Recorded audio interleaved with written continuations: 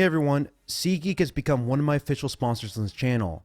If you want $20 off your next ticket purchase, go ahead and use the code Samuel when you check out.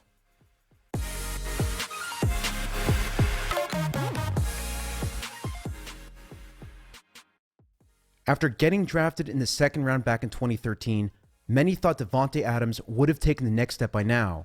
In his 4 seasons in the NFL, he still hasn't broken 1,000 receiving yards yet. He's had plenty of touchdowns, but he's missed this metric in 2 consecutive seasons. In my opinion though, this year will be different. This year, Adams is not only going to break 1,000, but he's going to finish as a top 5 receiver, and here's why. Looking at his 2017 film really opened my eyes. The dude was such a huge factor in an offense that was hamstrung by an injury to its quarterback. Now, I'm not going to spend that much time discussing why Aaron Rodgers is better than Brett Hundley. This should be obvious to anybody by now, but I will leave you with one play that has exactly nothing to do with Adams. The Bengals send an A-gap blitz and it's not picked up by the offensive line. Clearly there's a bust in assignment, but Rodgers isn't fazed by this pressure.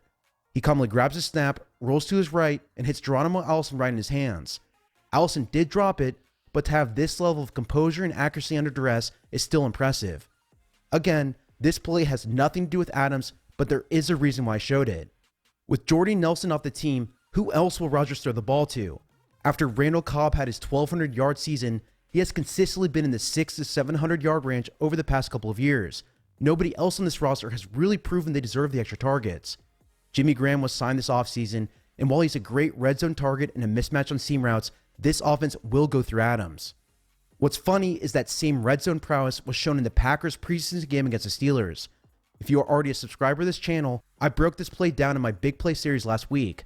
As we saw, Jimmy Graham uses strength and length to pull in this jump ball for the score. As I detailed at the beginning of that breakdown, Graham was not the first target on this play. Davante Adams was, and if the offensive line gave Rodgers a better throwing lane, this would have been a touchdown. Watch his release after the snap. He takes a jab step after eating the cushion of the off-man cornerback and then breaks hard inside on the slant route. Pausing the video, you can see just how much space Adams had on this play. The cornerback's hips were totally turned, and this was an easy touchdown. Now, if you don't know anything about Davante Adams, you should know that he's been a touchdown machine. He's had 25 in 33 games, so he should continue at that rate next season. Maybe Graham will grab a couple here and there, but I still expect Adams to have 9 or 10 by the end of the year. There are a few reasons why Adams is so good at scoring touchdowns. He combines his excellent jumping ability and body usage to box out defenders, but he also has great footwork on underneath routes that make him a great red zone target. From my film study, Rodgers would try to throw him an end zone pass on multiple attempts in a row. He obviously trusts Adams to score, and it's for a good reason.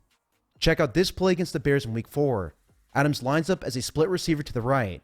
He uses a hop step and then immediately breaks on his slant route. He brings his outside foot forward while opening his hips and then torches Kyle Fuller back to the inside.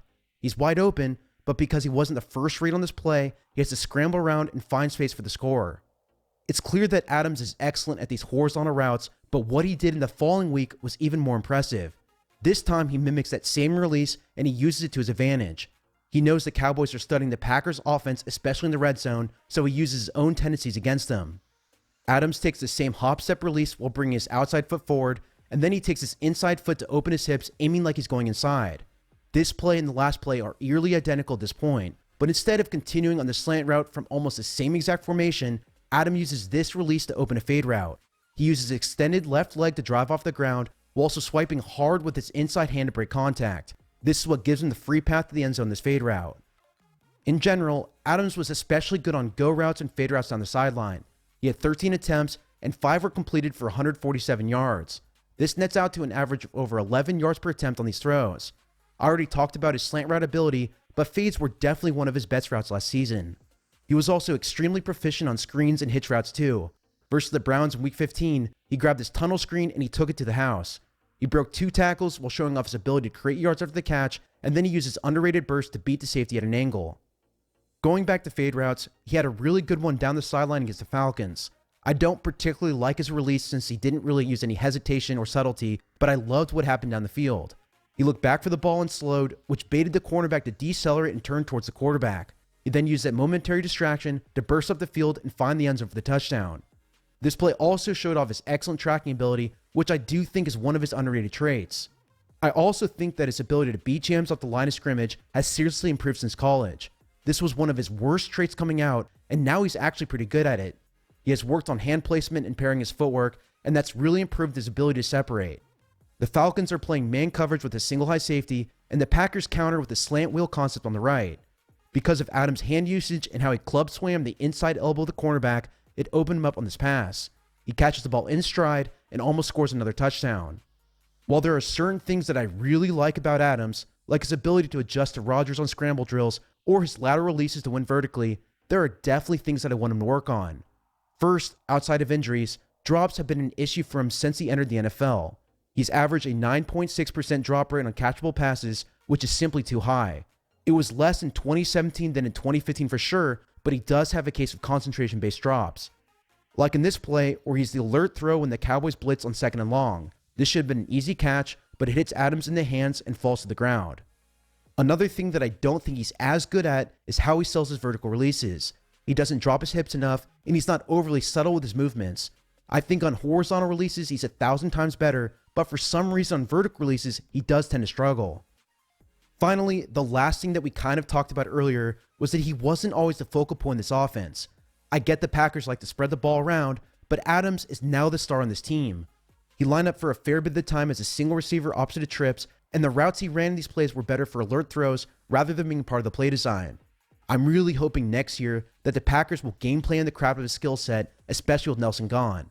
Obviously, they can't do it on every snap, but if he doesn't get over 140 targets next year, I think they are making a huge mistake.